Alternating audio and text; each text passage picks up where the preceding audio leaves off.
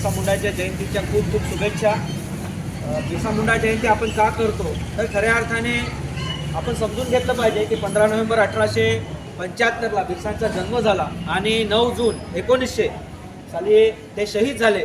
फक्त 25 वर्ष त्यांना जीवन मिळालं, पण ह्या 25 वर्षामध्ये जी क्रांती केली ती आज जगामध्ये कोणी केलेली नाही आणि म्हणून बिरसाची प्रेरणा घेऊन आपण आज ह्या संघर्षासाठी उभे राहिलेलो आहोत। तर थोडक्यात बिरसा मुंडा जयंती साजरी करायची म्हणजे इथे आलो, फोटोला हार घातला आणि गेलो असं नाही, तर बिरसा मुंडाचे जे विचार आहेत ते तळागाळापर्यंत पोहोचले पाहिजे। की जसं बिरसाने सांगितलं की भीक मागायची नाही, चोरी करायची नाही, आपण कशाप्रकारे मिळून मिळून राहिलं पाहिजे, कुठल्याही प्रकारची दारू हे समाजाला विघातक आहे, कुठल्याही प्रकारचं शराब हे सेवन करू नये असा बिरसाने आपल्याला विचार दिलेला आहे। माणसाने सतत क्रियाशील असलं पाहिजे, म्हणजे मुंगी जशी आपलं काम सतत करत राहते त्या पद्धतीने आपण काम केलं पाहिजे। जो कोणी एवढा आहे, दारुडा आहे, हा प्रेतासारखा आहे, हे बिरसाने तेव्हा सांगून ठेवलेलं आहे। आणि म्हणून बिरसाचे जे विचार आहेत ते तळागाळापर्यंत पोहोचले पाहिजे।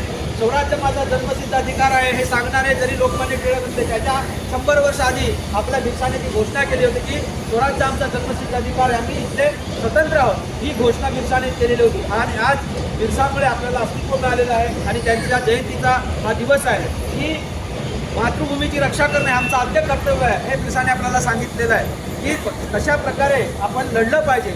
आणि म्हणून लोकांच्या डोक्यामध्ये गोड गैरसमज आहे की बिरसाने फक्त हे धनुष्यबाण घेऊन लढायला शिकवलं, परंतु बिरसाने खऱ्या अर्थाने सामाजिक परिवर्तन केलेलं आहे। बिरसा सांगायचे की जे काही आजारी माणसं असतील त्याला फक्त झाडफूक काय करून होणार नाही, त्याला दवा आणि सेवेची गरज आहे, ह्या बिरसाने सांगितलेलं आहे। बिरसा त्यावेळेस विचार करता म्हणून अंधश्रद्धेवरती त्याने घाला घातलेला आहे की नुसतं झाडफूक करून काय होणार नाही, तर त्याची पेशंटची त्या रुग्णाची सेवा केली पाहिजे, त्याला औषध उपचार केला पाहिजे, असे महान विचार बिरसाने सांगितलेले आहे। आणि बिरसाने सगळ्या धर्मांचा अभ्यास केला, त्याच्यानंतर त्याच्या लक्षात आलं की जमीन, हे जंगल, हे जे पाणी आहे, हा सूर्य आहे, चंद्र, हे खऱ्या अर्थाने सगळ्यांचे देव आहे आणि ते जर राखलं तर आपली पुढची पिढी जगणार आहे। म्हणून नुसतं डोकं टेकून काही फायदा नाही आणि म्हणून सगळ्या धर्माचा त्याग केला आणि शेवटी सिंगबोंगा म्हणजे सूर्य हा आमचा देव आहे, चंद्र आमचा देव आहे, ही धरती आमचा देव आहे आणि म्हणून खऱ्या अर्थाने बिरसा हा धरती आबा झाला।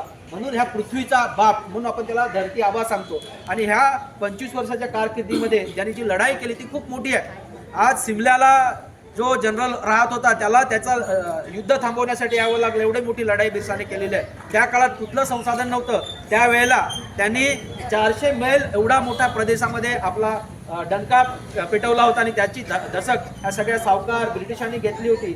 आणि म्हणून आज जे आपल्या लोकांकडे जमिनीचा अधिकार आहे, जंगलाचा अधिकार आहे, हा केवळ बिरसामुळे मिळालेला आहे। 1908ला बिरसाच्या मृत्यूनंतर जे काही कायदा झाला CNT ॲक्ट, छोटा नागपूर टेनेन्सी ॲक्ट, त्याच्यामुळे आदिवासींच्या जमिनीला संरक्षण मिळालेलं आहे। लोक असंच समजतात, परंतु आज आदिवासीची जमीन खरेदी विक्री होत नाही, त्याच्या मागचं मूळ कारण हे बिरसा आहे। आणि बिरसाने जे आम्हाला रस्ता दाखवलेला आहे त्या रस्त्यावर चाललं पाहिजे, त्यांचे विचार लोकांपर्यंत घेऊन गेलं पाहिजे। खूप महान विचार बिरसाचे आहेत आणि म्हणून बिरसाचे विचार जनसामान्यापर्यंत पोहोचवणं ही खऱ्या अर्थाने बिरसा मुंडांची जयंती साजरा केल्यासारखं होईल।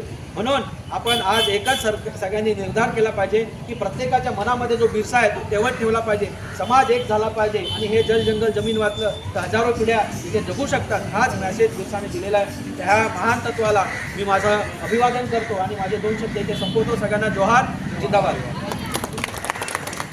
जब तक सूरज चांद रहेगा सदैरा नाम रहेगा।